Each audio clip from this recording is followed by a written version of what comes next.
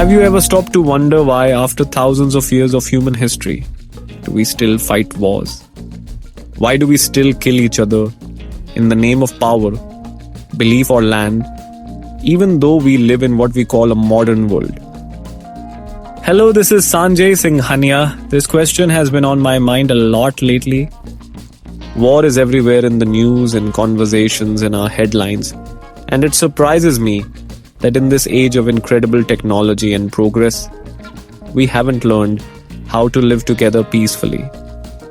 So today, in this episode, I want to reflect on the strange evolution of warfare, how our tools have changed, but maybe we haven't. I remember not so long ago, I was in London. One quiet evening, while flipping through the channels, I came across this old documentary.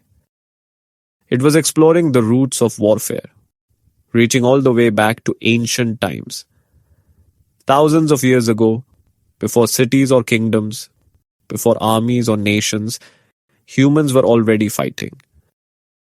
They used what they could find: stones, sticks, sharp pieces of flint. These were the first weapons. They weren't made for mass destruction. They were personal, close, and slow. You had to look someone in the eye before you hurt them. That stayed with me. It made me think about how far we've come.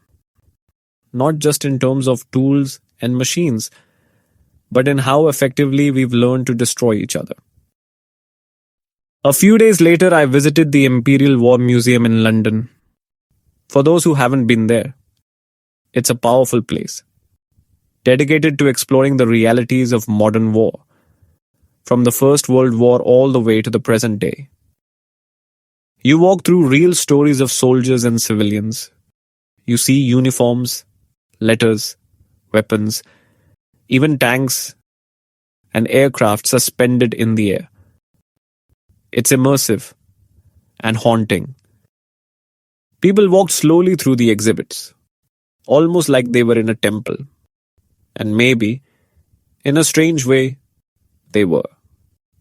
A temple to human conflict. Going through each floor felt like walking through time.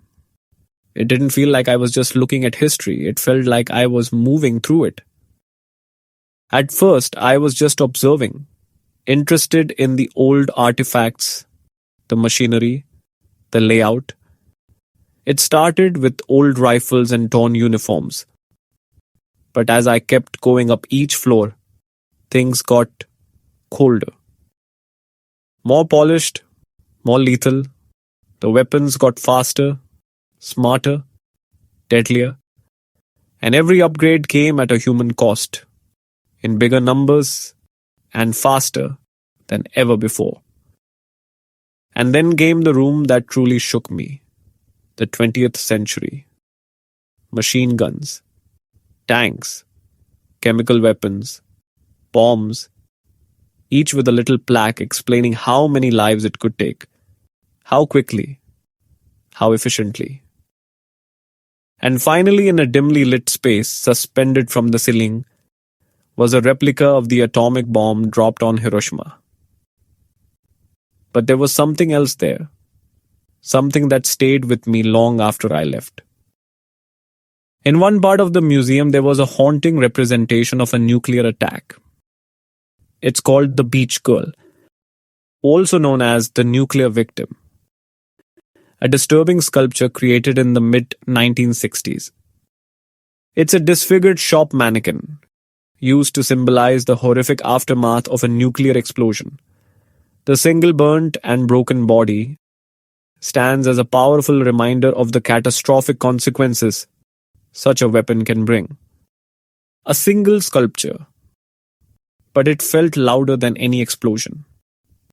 Standing in front of it, I thought about how far we've come, technologically, and how little we've changed, psychologically, inwardly. Krishnamurti often said that war isn't just out there, on battlefields, or in history books. It starts here, in our minds. in how we divide ourselves. Us versus them. Mine versus yours. Right versus wrong. We've built systems on this fragmentation. Nations, religions, ideologies. And from these we breed fear, competition, conflict.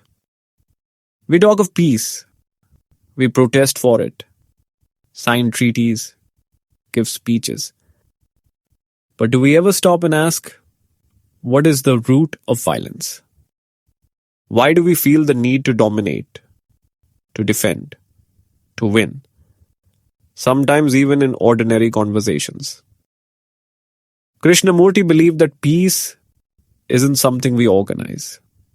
It's something we understand.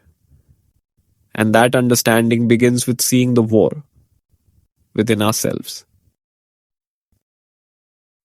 So, as we come to an end, I leave you with this to reflect on. Can we truly end war if we don't first end the psychological divisions we live by every day?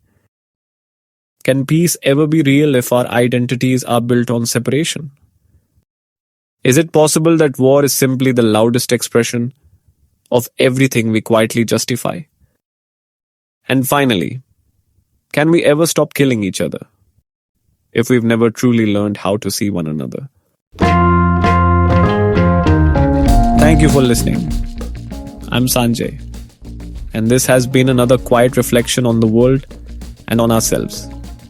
If what you heard today stirred something in you, then please leave a comment below. I'd love to hear how it resonated with you. And if you find value in this kind of exploration, please take a moment to like, share, and subscribe. It helps this small space reach others who are ready to observe deeply.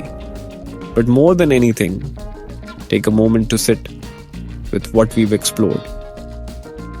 Until next time, take care of your mind and stay aware.